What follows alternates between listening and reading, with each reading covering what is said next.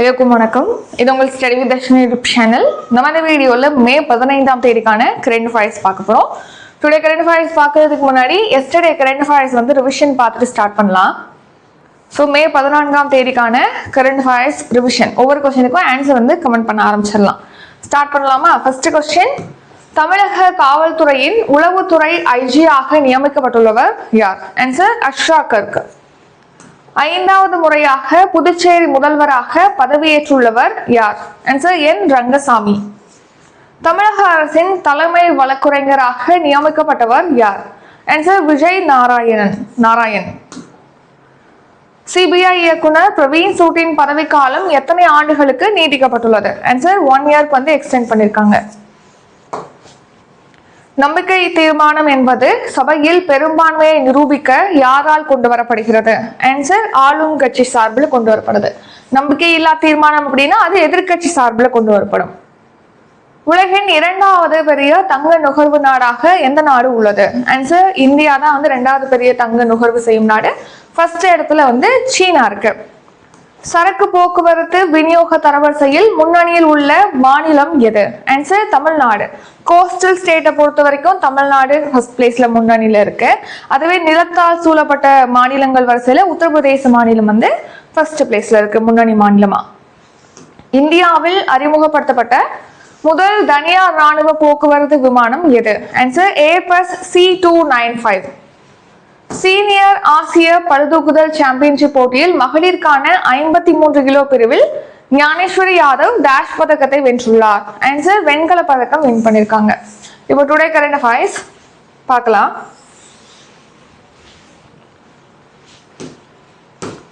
So 15th மே today current affairs. அதுக்கு முன்னாடி நம்ம ஊக்கமுடைமை அதிகாரத்திலிருந்து திருக்குறள் பார்த்துட்டு ஸ்டார்ட் பண்ணலாம். கவனிங்க. பரியது கூர்ங்கோட்டது ஆயினும் யானை வெறுவும் புலித்தாக்குரின். அதாவது இப்ப பரியது அப்படின்னா என்னன்னா மிகப்பெரிய பருமனான ஒரு உடம்பை கொண்டிருக்கக்கூடியதான் யானை. அதே மாதிரி அதுக்கு கூர்மையான தந்தம் அப்படிங்கிறது இருக்கு. ஸோ பரியது அப்படின்னா பருத்த உடம்பை கொண்டிருக்கக்கூடியது. கூர்ங்கோட்டதுன்னா கூர்மையான தந்தத்தை உடைய யானையாகவே இருந்தாலும் அது எதுக்கு அஞ்சும் சொல்றாங்க அப்படின்னா புலி தாக்க வருது, மன உறுதியோட ஊக்கத்துடன் உள்ள ஒரு புலி தாக்க வரும்போது அது பின்வாங்கும், அஞ்சும் சொல்றாங்க. பரியது பருத்த உடம்புடன் பெரிய கூர்மையான தந்தங்களை கொண்ட யானையாகவே இருந்தாலும் அது வெறுவும்னா என்னது? அஞ்சும், பயப்படும். எதுக்கு பயப்படும் அப்படின்னா புலி தாக்குரின், புலி தாக்க வருது அப்படின்னா பயப்படும். ஊக்கமுடைய புலி தாக்க வருதுன்னா அந்த மாதிரிதான்.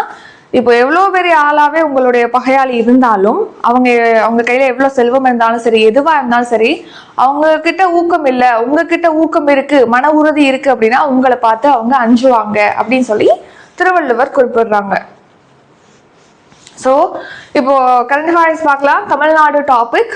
தமிழக அரசு ஊழியர்கள் மற்றும் ஆசிரியர்களுக்கான அகவிலைப்படி எத்தனை சதவீதமாக உயர்த்தப்பட்டுள்ளது? ஆன்சர் 60%. ஏற்கனவே 58% இருந்துச்சு. இப்போ 2% இன்க்ரீஸ் பண்ணியிருக்காங்க. ஸோ இதோட ஆட் பண்ணோம் அப்படின்னா 60% இப்போ அகவிலைப்படி அப்படிங்கிறது உயர்த்தப்பட்டிருக்கு. அகவிலைப்படி அப்படிங்கிறது பார்த்தீங்கன்னா ஒரு குறிப்பிட்ட இடைவெளியில கவர்மெண்ட் எம்ப்ளாயிஸ்லாம் இருக்காங்க இல்லையா, அவங்களுடைய சம்பளத்துல ஒரு குறிப்பிட்ட பர்சன்டேஜ் அகவிலைப்படியா இன்க்ரீஸ் பண்ணுவாங்க. அகவிலைப்படினா விலைவாசி உயர்வுக்கு ஏற்ற மாதிரி அவங்களுடைய சம்பளத்துல ஒரு குறிப்பிட்ட பர்சன்டேஜ் இன்க்ரீஸ் பண்றதுதான் அகவிலைப்படி அப்படின்னு பார்ப்போம். ஏன்னா அந்த டைம்ல உள்ள விலைவாசி உயர்வை அவங்க தாக்கு பிடிக்கணும் இல்லையா, அதுக்காக இந்த அகவிலைப்படி கவர்மெண்ட் எம்ப்ளாயிஸ்க்கு கொடுக்குறாங்க. 2% இப்போ இன்க்ரீஸ் பண்ணிருக்காங்க தமிழ்நாடு கவர்மெண்ட். அரசு ஊழியர்கள் ஆசிரியர்களுக்கு 2% அகவிலைப்படி உயர்த்தப்பட்டிருக்கு. ஸோ அதன்படி ஏற்கனவே இந்த 52%ல 2% ஆட் ஆகி 60% இன்க்ரீஸ் பண்ணியிருக்காங்க. முதலமைச்சர் விஜய் அவர்கள் உத்தரவிட்டிருக்காங்க. ஸோ இதனால 16 லட்சம் பேர் பயன்பெறுவாங்க. கூடுதல் செலவு ஒரு 1230 கோடி ஏற்படும் அரசுக்கு அப்படின்னும் தெரிவிச்சிருக்காங்க. Next appointment. அமெரிக்க மத்திய வங்கியின் தலைவராக நியமிக்கப்பட்டவர் யார்? Answer Kevin wash. ஸோ இப்போ கெவின் வாஷ் அமெரிக்காவுடைய மத்திய வங்கி, இப்போ எப்படி நமக்கு ரிசர்வ் வங்கி தானே மத்திய வங்கியா இருக்கு, அந்த மாதிரி அமெரிக்காவுடைய மத்திய வங்கியுடைய தலைவராக கெவின் வாஷ் அப்பாயிண்ட் பண்றதுக்கு செனட் சபை அங்கே ஒப்புதல் அளிச்சிருக்காங்க. ஸோ அதன்படி இவர் தான் அந்த கெவின் வாஷ். ஸோ இப்போ அங்கே அமெரிக்காவுடைய மத்திய வங்கியுடைய தலைவராக நியமிக்கப்படுறாரு. செனட் சபை அதுக்கு ஒப்புதல் அளிச்சிருக்காங்க. இதுக்கு முன்னாடி இந்த பொறுப்புல இருந்தது யாருன்னா ஜெரோம் பவல். இப்போ நம்ம ரிசர்வ் பேங்க் ஆஃப் இந்தியா, இந்தியாவுடைய மத்திய வங்கி இருக்கு இல்லையா, இந்த ரிசர்வ் பேங்க் ஆஃப் இந்தியாவுடைய ஆளுநர் யார்? இதுக்கான ஆன்சரை கமெண்ட் பண்ணுங்க. இது உங்களுக்கான கொஸ்டின். Next appointment. கேரளத்தின் புதிய முதல்வராக தேர்வு செய்யப்பட்டவர் யார்? ஆன்சர் வி.டி.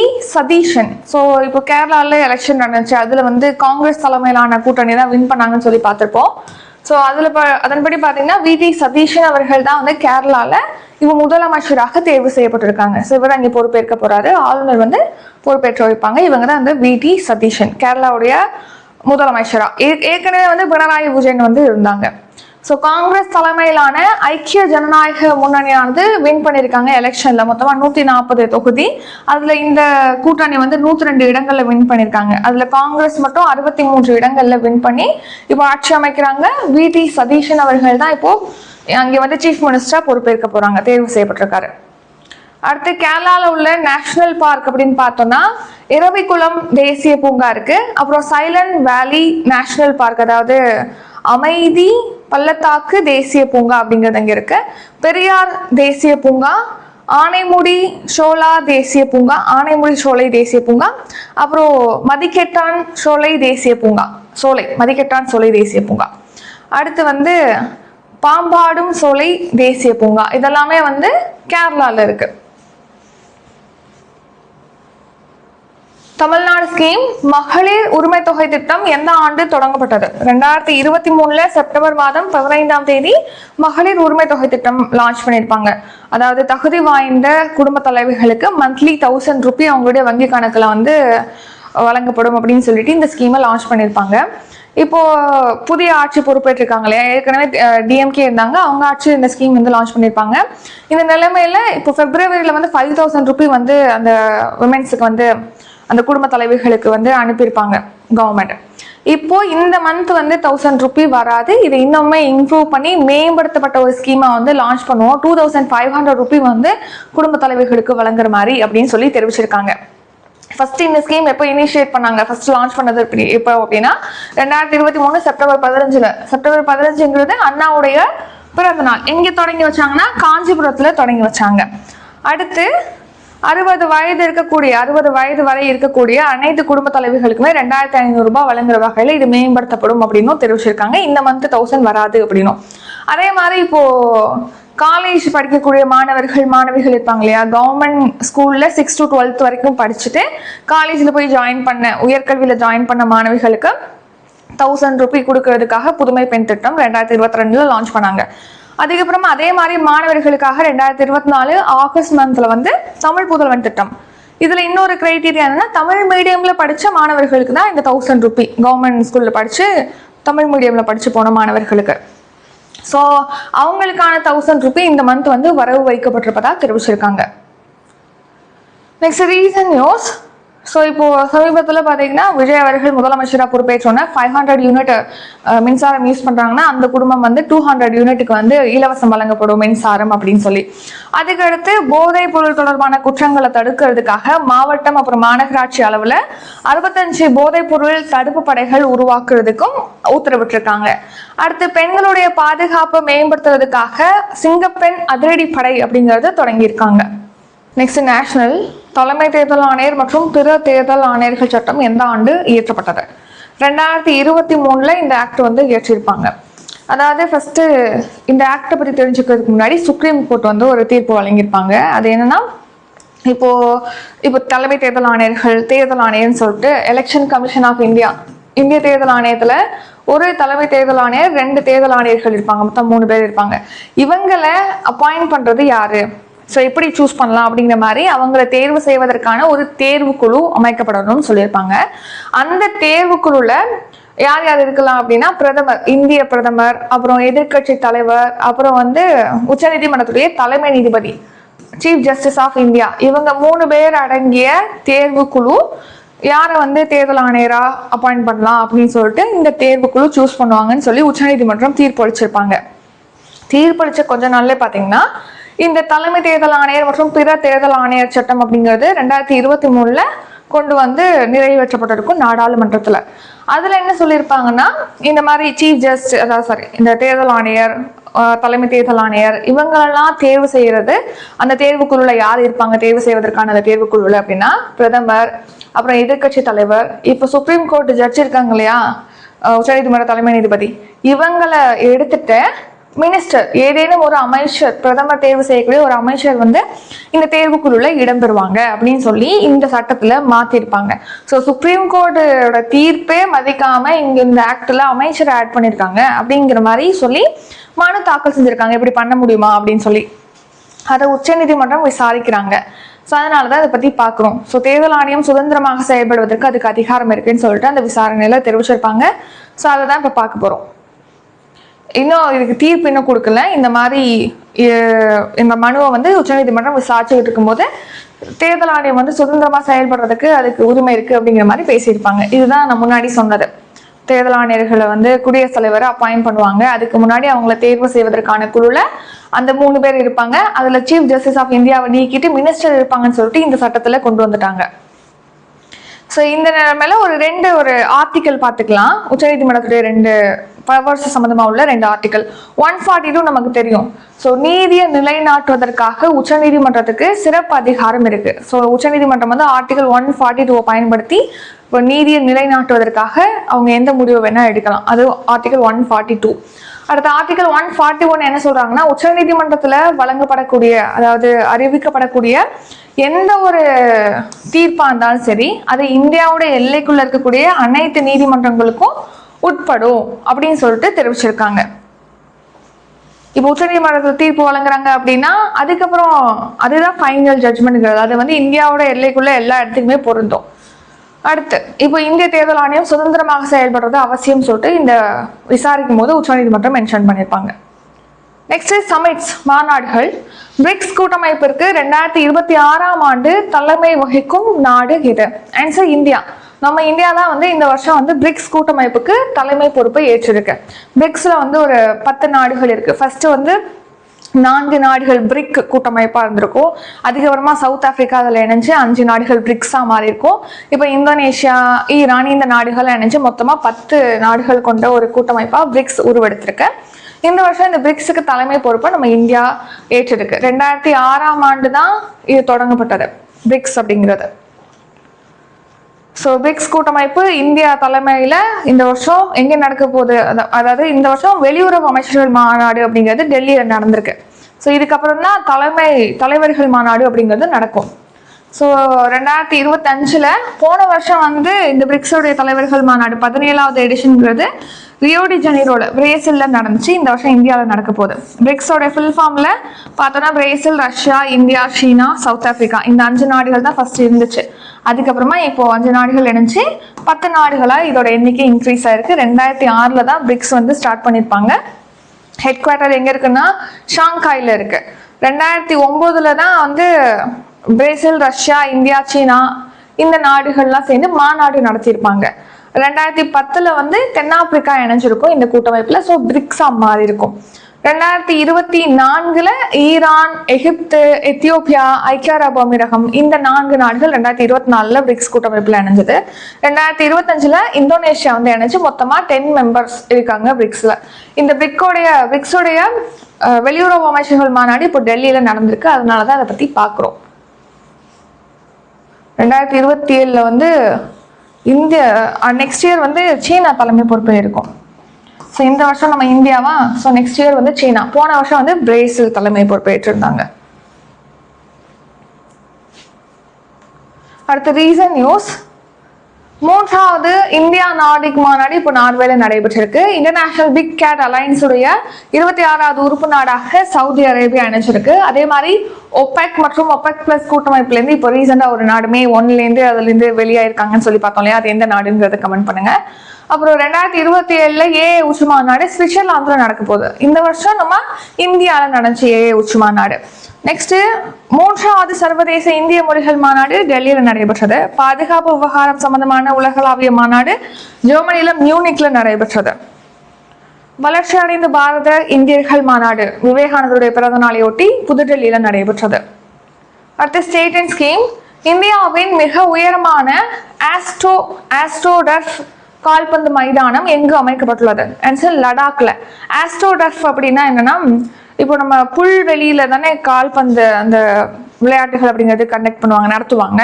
இப்போ செயற்கை புல்வெளியோட இந்த மைதானம் அமைச்சிருக்காங்க. அதுதான் ஆஸ்ட்ரோடர்ஃப் ஃபுட்பால் ஃபீல்டு அப்படின்னு சொல்லி பார்க்குறோம்.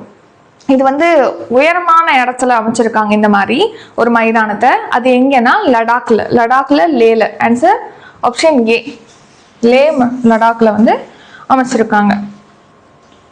ஸோ இதான் அந்த மைதானம், உயரமான இடத்துல, அதுவும் செயற்கை புல்வெளியோட இந்த கால்பந்து மைதானம் லடாக்ல லேல வந்து அமைச்சிருக்காங்க. 11,500 அடி உயரத்தில் அமைச்சிருக்காங்க. உலகிலே உயர்ந்த மைதானங்கள்ல இதுவும் ஒன்னா இருக்கு. இந்தியாவில் மிக உயரமாக அமைக்கப்பட்ட ஆஸ்ட்ரோடர்ஃப் கால்பந்து மைதானம் இது. ஸோ இது வந்து கேலோ இந்தியா திட்டத்தின் கீழ் அமைக்கப்பட்டிருக்கு. அடுத்து நேஷனல் பார்க். லடாக்ல ஒரே ஒரு நேஷனல் பார்க் இருக்கு, ஹெமிஸ் நேஷனல் பார்க். இதுல வந்து பனிச்சிறுத்தை வந்து இருக்குது.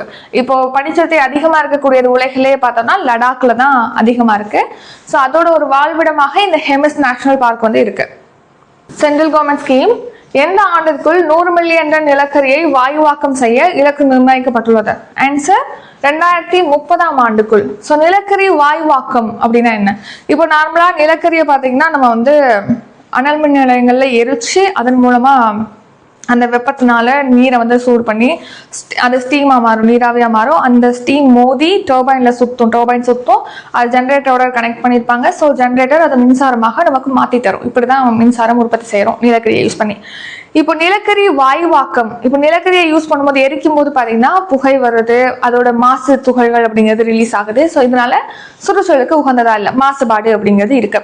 ஸோ அதை விட கொஞ்சமா மாசு தரக்கூடியதான் இந்த நிலக்கரி வாயுவாக்கம் அப்படிங்கிறது. நிலக்கரி எரிக்கிறதோட ஒப்பிடும்போது இது பெட்டர் ஐடியா. ஸோ இப்போ நிலக்கரி வாயுவாக்கத்துல பொறுத்த வரைக்கும் என்ன பண்ணுவாங்க அப்படின்னா, நிலக்கரியை க்ரஷ் பண்ணிக்குவாங்க. க்ரஷ் பண்ணி அதை வந்து 1000 டிகிரி செல்சியஸ் அல்லது 1500 டிகிரி செல்சியஸ்ல அதை ஹீட் பண்ணுவாங்க. கொஞ்சமா சிறிதளவு வாட்டர், அதாவது கொஞ்சமா வாட்டர், அப்புறம் ஸ்டீம் நீராவி யூஸ் பண்ணி ஹீட் பண்ணுவாங்க. நல்லா ஹீட் பண்ணும்போது அதில் உள்ள பொல்யூட்டன்ஸ் எல்லாமே நீக்கப்படும். அதாவது சல்ஃபர், அப்புறம் மெர்க்குரி, இந்த மாதிரி பொல்யூட்டன்ஸ் எல்லாம் போயிடும். ரிமைனிங் லாஸ்ட்டாக நமக்கு என்ன கிடைக்கும் இந்த கேசிஃபிகேஷன் மூலமா அப்படின்னா சின் கேஸ் அப்படிங்கிறது கிடைக்கும். இந்த சின் கேஸ்ல பாத்தீங்கன்னா, சின் கேஸ் அப்படிங்கிறது கார்பன் மோனாக்சைடும் ஹைட்ரஜனும் கலந்தது தான் சின் கேஸ் அப்படிங்கிறது. சின் கேஸ்னா சிந்தட்டிக் கேஸ் அப்படின்னு அர்த்தம். அதாவது செயற்கையாக உருவாக்கப்பட்ட ஒரு வாயு. நிலக்கரியை கேசிஃபிகேஷன் பண்றது மூலமா நமக்கு சின் கேஸ் அப்படிங்கிறது கிடைக்குது. இந்த சின் கேஸை வச்சு நம்ம மின்சாரம் உற்பத்தி செய்யலாம், உரம் உற்பத்தி செய்யலாம், அமோனியா உற்பத்தி செய்யலாம், மெத்தனால் உற்பத்தி செய்ய முடியும். சப்போ இவ்வளவு நம்ம வெளிநாட்டுல தானே யூரியா இறக்குமதி செய்யறதெல்லாம் நம்ம நம்பி இருக்கோம். அந்த மாதிரி நம்ம வெளிநாட்டு இறக்குமதியை குறைச்சி சுற்றுச்சூழலுக்கு குறைந்த அளவு பாதகத்தை ஏற்படுத்தக்கூடிய இந்த வழியை வந்து நம்ம சூஸ் பண்ணோம்னா நிறைய பெனிஃபிட் வந்து இந்தியாவுக்கு இருக்கு. இறக்குமதி மெயின்லி குறையும். ஸோ அதுக்காக இந்த சின்கேஸை வந்து உற்பத்தி செய்யறதுக்காக இப்போ நிலக்கரி வாயுவாக்கம் செய்யக்கூடிய நிறுவனங்களுக்கு மானியம் வழங்குறதுக்கான திட்டத்தை இப்போ தொடங்குறாங்க. அதுக்கு மத்திய அமைச்சரவை ஒப்புதல் அளிச்சிருக்காங்க. நமக்கு என்ன டார்கெட் இருக்கு அப்படின்னா 100 மில்லியன் டன் நிலக்கரியை வாயுவாக்கம் செய்யறதுக்கு 2030க்குள்ள வாயுவாக்கம் செய்யறதுக்கு நமக்கு டார்கெட் இருக்கு. ஸோ இதை ரீச் பண்ணணும் அப்படின்னா அதுல ஈடுபடக்கூடிய நிறுவனங்களை வந்து நம்ம என்கரேஜ் பண்ணணும் இல்லையா? ஸோ அந்த மாதிரி நிலக்கரி வாயுவாக்கம் செய்யறதுக்காக ஏதேனும் பிளான்ட் அமைக்கிறாங்க, ஆலை அமைக்கிறாங்க, அதுக்கான இயந்திரங்கள் வாங்குறாங்க அப்படின்னா அந்த நிறுவனங்களுக்கு வந்து மானியம் வழங்குறதுக்காக 20% வரைக்கும் மானியம் கொடுக்க போறதாகவும் அந்த திட்டத்துக்காக மத்திய அமைச்சரவை வந்து ஒப்புதல் அளிச்சிருக்காங்க. ஸோ 2030க்குள்ள நமக்கு 100 மில்லியன் டன் நிலக்கரி வந்து வாயுவாக்கம் செய்யறதுக்கு டார்கெட் இருக்கு. ஸோ இதனால நமக்கு இறக்குமதியும் குறையும், இன்னொன்று வந்து எம்ப்ளாய்மெண்ட்டும் வந்து ஜென்ரேட் ஆகும். ஸோ நிதி ஒதுக்கீடு, இந்த திட்டத்துக்கு எவ்வளவு ஒதுக்கீடு செஞ்சிருக்காங்க அப்படின்னா 37,500 கோடி வந்து மத்திய அமைச்சரவை ஒப்புதல் அளிச்சிருக்காங்க. நிலக்கரி, லிக்னைட் இதை வந்து வாயுவாக்கம் செய்யறதுக்காக இந்த கேபினட் மினிஸ்ட்ரி வந்து ஒப்புதல் வழங்கியிருக்காங்க. ஸோ எவ்வளோ வரைக்கும்னா ஆலை அமைக்கிறாங்க, இயந்திரங்கள் வாங்குறாங்கன்னா அதுக்கான செலவில் 20% வரைக்கும் மானியம் அப்படிங்கிறது கொடுப்பாங்க. 50,000 நேரடி வேலை வாய்ப்புகள் இதனால உயரும் அப்படின்னு தெரிவிச்சிருக்காங்க, உருவாகும்னு. அடுத்து இந்தியாவில் பதிவு செய்யப்படக்கூடிய வர்த்தக கப்பல்களுக்கான மானியம்ங்கிறது 2030 to 31 வரைக்கும் நீட்டிக்கப்படுது, 5 இயர்ஸ்க்குன்னு சொல்லியிருக்காங்க. குஜராத்ல வடிநர்ல உலக தரத்துல 1570 கோடி முதலீட்டுல கப்பல் பழுதுபார்க்கும் மையம் அமைக்கிறதுக்கு ஒப்புதல் வழங்கியிருக்காங்க கேபினெட். அப்புறம் பருத்தி விளைச்சலை இன்க்ரீஸ் பண்றதுக்காக 5 இயர்ஸ்க்கான திட்டம் செயல்படுத்தப்படும் சொல்லி அதுக்கும் ஒப்புதல் வழங்கப்பட்டிருக்கு 5,659 கோடியில. அடுத்து குஜராத்தில் 2 செமிகண்டக்டர் உற்பத்தி மையங்கள் அமைக்கிறதுக்கும் பிளான் பண்ணியிருக்காங்க, அதுக்கும் ஒப்புதல் வழங்கியிருக்காங்க. தோலேரா சூரத்தில் வந்து அமைக்கிறாங்க. அடுத்து கரும்பு விவசாயிகளுக்கு குறைந்தபட்ச ஆதரவு விலையை வந்து இன்க்ரீஸ் பண்ணியிருக்காங்க, அதுக்கும் கேபினெட் மினிஸ்ட்ரி இப்போ தான் ரீசெண்டாக வந்து ஒப்புதல் வழங்கியிருப்பாங்க. அடுத்து இம்பார்ட்டன்ட் டே 32வது சர்வதேச குடும்ப தினம் எந்த நாளில் அனுசரிக்கப்படுகிறது? ஆன்சர் மே 15ஆம் தேதி தான் சர்வதேச குடும்ப தினம், இன்டர்நேஷனல் டே ஆஃப் ஃபேமிலிஸ் வந்து செலிப்ரேட் பண்ணுறோம். ஸோ நம்ம ஒரு ஆள் இருக்கோம் அப்படின்னா குடும்பம் அப்படிங்கிறது இருக்கிறதுனால தான் நம்ம வந்து ஒரு வேலையை நம்மளால பண்ண முடியுது. ஸோ ஒரு குடும்பமாக இருக்கிறத பற்றி அது குறித்த விழிப்புணர்வு மக்கள்கிட்ட ஏற்படுத்துறதுக்காக இந்த டே வந்து செலிப்ரேட் பண்ணுறாங்க. இன்டர்நேஷனல் டே ஆஃப் ஃபேமிலிஸ் இந்த வருஷம் 32வது பதிப்பு எடிஷன் வந்து செலிப்ரேட் பண்ணுறோம். 1993 ஐக்கிய நாடுகள் பொதுச்சபை தான் இதை வந்து அறிவிச்சிருப்பாங்க. தீம் என்னன்னா families inequalities and child wellbeing அப்படிங்கிறது தீம். அப்புறம் என்டேஞ்சர்டு ஸ்பீசிஸ்க்கான டே, தேசிய அழிந்து வரும் உயிரினங்கள் தினம் மே 15th செலிப்ரேட் பண்ணுறோம் இந்த வருஷம். ஆக்சுவலாக எந்த டேல செலிப்ரேட் பண்ணுவோம் அப்படின்னா மே மாதத்துடைய 3வது வெள்ளிக்கிழமையில செலிப்ரேட் பண்ணுவோம். இப்போ அழிவின் விலங்குல இருக்கக்கூடிய விலங்குகளை பாதுகாக்கிறது குறித்த விழிப்புணர்வு மக்கள்கிட்ட ஏற்படுத்துறதுக்காக இந்த டே. அடுத்த ஸ்போர்ட்ஸ், சீனாவில் நடைபெற்ற உசு சண்டை உலகக்கோப்பை போட்டியில் சண்டா பிரிவில் உசு உலகக்கோப்பை போட்டி நடந்திருக்கு. அதில் சண்டா பிரிவில் இந்திய வீராங்கனை பதக்கம் வின் பண்ணியிருக்காங்க. ஸோ சீனாவில் நடைபெற்ற உசு சண்டா பிரிவில் உசு உலகக்கோப்பை போட்டியில் சண்டா பிரிவில் தங்கப்பதக்கம் வென்ற இந்திய வீராங்கனை யார்? ஆன்சர் அபர்ணா. அபர்ணா தான் வந்து வின் பண்ணியிருக்காங்க. ஸோ இந்த போட்டியில் கோல்டு மெடல் வின் பண்ண ஃபர்ஸ்ட் மெடல் இது, கோல்டு மெடல் வின் பண்ணியிருக்காங்க அபர்ணா. தற்காப்பு கலை தான் உசு. அதில் மகளிருக்கான சண்டா பிரிவில் மகளிருக்கான 52 கிலோ எடை பிரிவில் தங்கப்பதக்கம் வின் பண்ணியிருக்காங்க. இந்த போட்டி எங்கே நடந்துச்சுன்னா சீனாவில் இந்த வருஷம் நடந்தது 11வது எடிஷன். பிரான்சில் நடைபெறும் லீக் 1 கால்பந்து தொடரில் எந்த அணி வெற்றி பெற்றது? Answer Paris Saint Germain. Paris Saint Germain அப்படிங்கிற அணி தான் வந்து வின் பண்ணியிருக்காங்க. ஸோ பிரான்சில் நடந்த போட்டியில் 5வது முறையாக தொடர்ந்து வின் பண்ணியிருக்காங்க பாரிஸ் செயின்ட் ஜெர்மைன் அணி. ஃபைனல்ஸில் வந்து லென்ஸ் அணியை வீழ்த்தி மொத்தமாக 14 முறை வந்து வின் பண்ணியிருக்காங்க இந்த போட்டியில். ஷார்ட் நியூஸ், மத்திய கிழக்கு போர்ச்சூழல் காரணமாக விநியோக சங்கிலியில் பாதிப்பு ஏற்பட்டிருக்கு. ஸோ அதனால இந்தியாவுடைய விற்பனை விலை பணவீக்கம்ங்கிறது ஏப்ரலில் 8.3% இன்க்ரீஸ் ஆயிருக்கு. அடுத்து லாஸ்ட்டாக வந்து டுடே கரண்ட் அஃபேர்ஸ் ரிவிஷன் பார்க்கலாம். அதுக்கு முன்னாடி 17ஆம் தேதி வந்து குரூப் 1 டெஸ்ட் பேட்ச் வந்து ஸ்டார்ட் ஆகுது. அதோட ஷெடியூல் லிங்க் வந்து டிஸ்கிரிப்ஷனில் கொடுக்குறது, இல்லைன்னா நீங்கள் வாட்ஸ்அப் நம்பர் டிஸ்கிரிப்ஷனில் இருக்க அந்த நம்பருக்கு காண்டாக்ட் பண்ணிங்கன்னா ஷெடியூல் கொடுப்பாங்க. ஃபீஸ் வந்து 999, ஓல்டு ஸ்டூடெண்ட்னா 899 பே பண்ணி ஜாயின் பண்ணிக்கலாம். ஸோ ஃபஸ்ட்டாக ஜாயின் பண்ணிக்கோங்க. இப்போ நம்ம டவுட் இருந்தாலும் நீங்கள் காண்டாக்ட் நம்பருக்கு கால் பண்ணி கேட்கலாம், அல்லது வாட்ஸ்அப்பில் டெக்ஸ்ட் பண்ணி கேட்கலாம். எல்லாமே டிஸ்கிரிப்ஷனில் இருக்க. ரிவிஷன், தமிழக அரசு ஊழியர்கள் மற்றும் ஆசிரியர்களுக்கான அகவிலைப்படி எத்தனை சதவீதமாக உயர்த்தப்பட்டுள்ளது? 60%. அமெரிக்காவின் மத்திய வங்கியின் தலைவராக நியமிக்கப்பட்டவர் யார்? Answer Kevin wash. கேரளத்தின் புதிய முதல்வராக தேர்வு செய்யப்பட்டவர் யார்? ஆன்சர் வி.டி. சதீஷன். மகளிர் உரிமை தொகை திட்டம் எந்த ஆண்டு தொடங்கப்பட்டது? 2023 செப்டம்பர் 15ஆம் தேதி. தலைமை தேர்தல் ஆணையர் மற்றும் பிற தேர்தல் ஆணையர்கள் சட்டம் எந்த ஆண்டு இயற்றப்பட்டது? 2023ஆம் ஆண்டு. ஸோ இதுல வந்து மகளிர் உரிமை தொகை மகளிர் இடஒதுக்கீடு சட்டம் இயற்றியிருப்பாங்க இல்லையா, அது எப்போ அப்படின்னு சொல்லிட்டு கமெண்ட் பண்ணுங்க. இது உங்களுக்கான கொஸ்டின். பிரிக்ஸ் கூட்டமைப்பிற்கு 2026ஆம் ஆண்டு எந்த நாடு தலைமை வகிக்கிறது? Answer India.